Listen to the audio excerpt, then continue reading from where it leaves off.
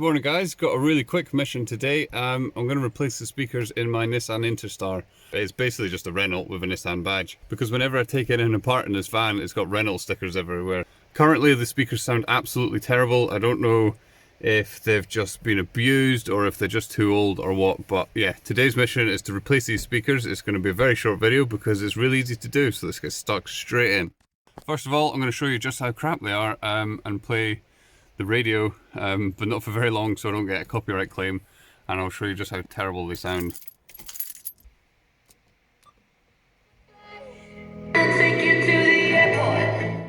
I presume you heard just how terrible they are. So in this van you've got a speaker in each door and it's underneath that panel there. I'll just do one more example of how terrible it sounds. Really bad. So in order to do this job, you're not going to need a whole lot. You're going to need a torque set, you're going to need a screwdriver, flathead to pry off the panel, and you're going to need your new set of speakers. I've went for some 200 watt Alpine, it's all backwards on my screen, SXE 1325S. I believe these are going to fit. I guess we'll find out as I install them. The key features when buying new speakers is the wattage. You need to make sure that your stereo is able to power those speakers, and you need to measure the diameter of the speaker to make sure it's going to fit in the same slot available. So these are 13cm speakers, which is what this van has. So behind this panel, I'll show you, there'll be a 13cm speaker, and yeah, we'll just get the panel off, get the speaker out, get the new ones in, and it should be as easy as that. So around the edge you've got two little clips, so I'm just going to use the screwdriver to push them in and then unclip this panel. One and that's two. Maybe better with a thinner screwdriver than that, it's a wee bit chunky. But there you have it, there's the old speaker. Now it's a paper cone, you can see it's all broken apart here, so there's no wonder these sound like crap. And there you have your torque screws, there's one in each corner. That's also important to pay attention to when you're buying new speakers, because the layout of where they bolt in is different on certain types of speakers. So I'm just going to undo those 4 bolts.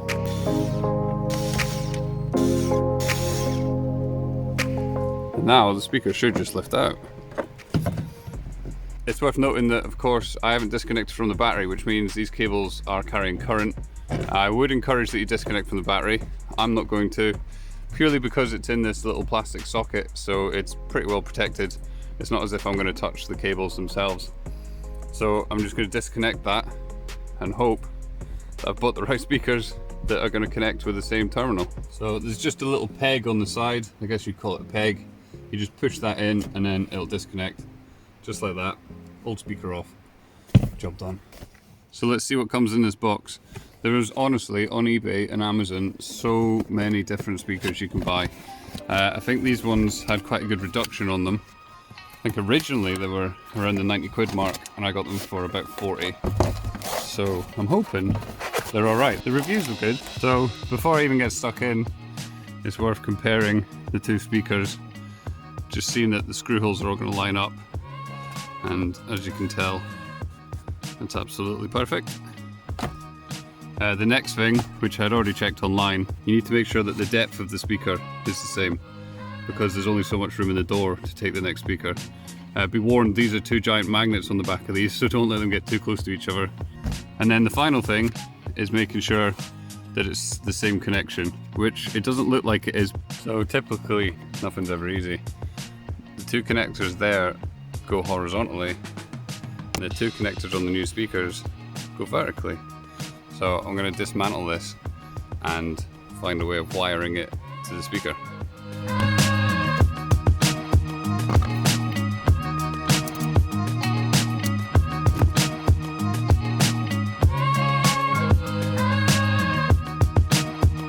So I managed to get that plastic casing off, so now I've got these positive and negative connectors. I don't know why in wiring they're always changing the colour. I mean, in most things you've got black and red, and in this instance I've got white and purple. Okay, so in order to get these the right way around on the new speakers, I need to know which one's the positive and which one's the negative. Now, when I took this off, the left hand one was the purple one, and I don't know if you can see in there. See that tiny little plus? next to the left hand side. So that means that the purple one, which was on the left, is the positive. So this white one is the negative. On this speaker, which is the new speaker I've got, it doesn't actually tell you which one's positive or negative, and it's got no instructions in the box. But I have read that typically the smaller one is the negative, and there's a black band on there which also suggests negative. So that's going to be the negative, that's going to be the positive. So white to that one, purple to that one. So as you know, on the original speakers, they've got this specific connector, and this one's not the same. Because if you see here, it's literally just soldered onto these pegs. So basically what I'm going to do is I'm going to solder some wire onto each side of this, a positive and a negative, and then come over here, cut them off, and then join the cables on the inside. If I ever wanted to replace it with the original parts, I could just cut them off again, then buy the connectors. You can buy adapters that will change it from this connection into connectors that will go on these pegs. I was kind of hoping they were going to come with the speakers, but all I got is a bunch of screws. I don't mind just cutting them off and wiring them in. They're just speakers, it's literally just positive and negative. There's nothing really complicated about it. So I'm going to get soldering. So it's worth taking into account the wattage of these speakers. So 200 watt peak divided by 12 volts is like 16.6 or something. So I need to make sure that my cable can carry 16 amps in order to make sure the cable is going to be perfectly safe if I had these on full blast. Although I'm not 100% on that, because these cables here that I'm looking at, they're not very thick, and obviously they're built into the speaker. So I don't think that's how it works, but I'd rather go overkill and have too thick a cable. So I've just cut about 3 inches of 25 amp cable. I've done it twice, and now I'm just stripping off this outer casing to expose the red and the black cables, because I need them individually really. That's them there. So now what I'm going to do is strip away the outer casing so that I can solder them onto these connectors here.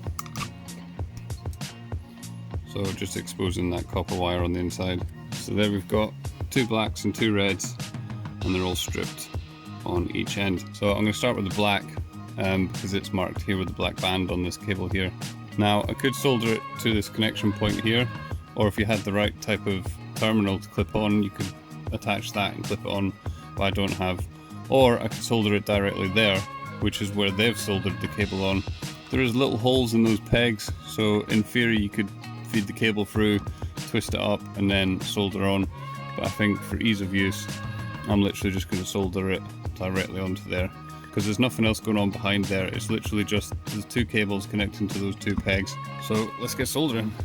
Now it's worth noting at this point that I am not good at soldering, but I will do my best. I've also got this really ghetto gas soldering iron, so you got to get the temperature right, and you got to really watch that it doesn't get near the plastic, because it will just melt.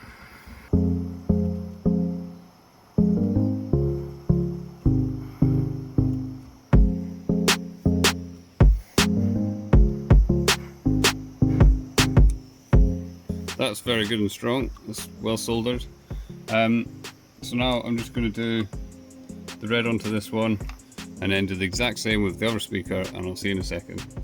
Honestly, I'm so bad at soldering, but it is very strong on each of those. They're not coming free at all.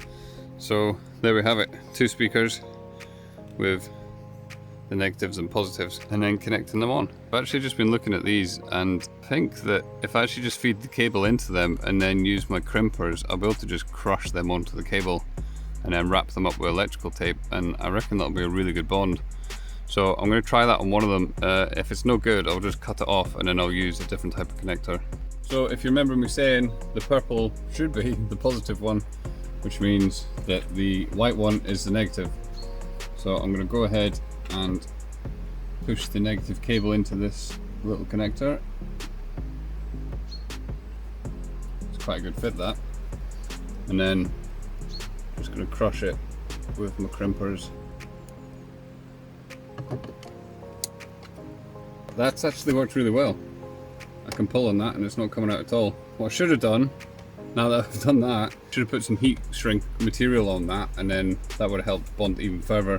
But I'll tape that up with a bunch of electrical tape once I've just done the positive as well. that's held that well again. So what I really want to do is just kind of loosely put this in position and actually turn the stereo on and make sure that it makes sound. Because from what I've read online, if you've wired it in wrong, as in negative to positive, positive to negative, it'll sound dephased or something. But basically they were explaining that it should sound obviously wrong. So I'm just going to do a test, make sure it works, and then I'll wrap it all up with electrical tape and get it screwed back in. So I've got the ignition on, not the engine running, but just the key turned, and let's see if the speaker makes any sound. Rangers' top players are not Scots, and therefore it would be quite difficult to do the... Right, I've confirmed that the speaker works, and it definitely does sound better than the original. They're not brilliant, but I didn't pay a whole lot for them. And I'm also limited by the fact that this is 13 centimeters across. If I wanted to install something bigger, I would have to position them somewhere else, or I don't know, somehow make that gap larger. But it's going to do perfectly fine. So now all I want to do is tape up this, make it nice and strong, and then screw it back in. And then do the exact same, literally the exact same, with the other side, and we'll see how much better it sounds.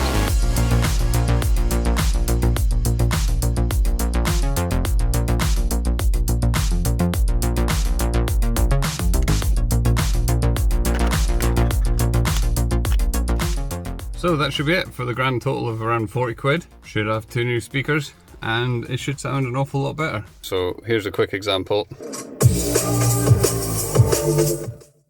So that's it. That's how you install a couple of new speakers in your Renault Master or Nissan Interstar, or most vans really. They're all going to be very similar. There's a few things you need to factor in when you're actually buying your speakers. I'm not 100% sure I understand a lot of it. It's to do with the watts RMS and the peak wattage and the ohm rating and all sorts of stuff. Basically, on a lot of eBay listings, what you can actually do is put in your registration number and it'll tell you if those speakers will work with your vehicle. That's how I found these. My vehicle is actually listed in it. I think most speakers are suitable for most vehicles. A lot of it's to do with your stereo. So for me, I've got this little Sony CDR. There's a full code on it, and really that's what you should be looking up. You should be looking up your stereo because that's what has the amp in it, and that's going to provide the power to the speakers. So if you got some really high quality, high-end speakers, but your stereo can't put out the ampage for those speakers, you've just wasted a load of money. So you're looking to buy speakers that are suited for your stereo because of the ampage that that produces. So I looked up this Sony stereo, and then I looked up the size of the speakers, and basically came to the conclusion that these two were going to be the perfect ones. But there are many, many, many options, and you just need to do that bit of research into what your stereo can run and the size of the hole that the speaker can go in. And remember to check the depth of the speaker too, because some of them the magnet goes quite far back and it might not fit in your door. But there you have it, a tutorial on how to swap out your factory speakers with something with a little bit more power. And like I say, because these are, well, this is a 2006 vehicle, so these are very old speakers, but on them you can see that they're just all torn, and yeah, the cones themselves are actually made of paper, which is definitely one of the cheapest types of speakers you can buy. For just having 2 speakers in the van, I'm really happy with sound. To be honest, I might add a subwoofer one day, but for now, that's going to do me absolutely perfect. So thanks for watching, guys, and tune in next time for the rest of the van build.